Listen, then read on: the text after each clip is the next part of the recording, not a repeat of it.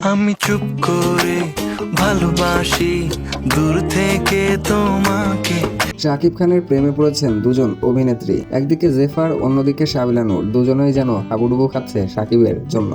আসলে ব্যাপারটা কি, ভেতরের কাহিনী জানলে আপনিও অবাক হবেন। সম্প্রতি একটি ইভেন্টে দেখা যায় অভিনেত্রী জেফার এমনভাবে শাকিব খানের দিকে তাকিয়েছিলেন যেন বাস্তবে তিনি প্রেমে পড়ে গেছেন। তার চোখের এক্সপ্রেশন সবকিছুতেই ছিল এক রহস্যময় আবেগ। অন্যদিকে সাবিলা নূর তো শাকিব খানকে দেখে লজ্জায় মুখ ফিরিয়ে নিলেন।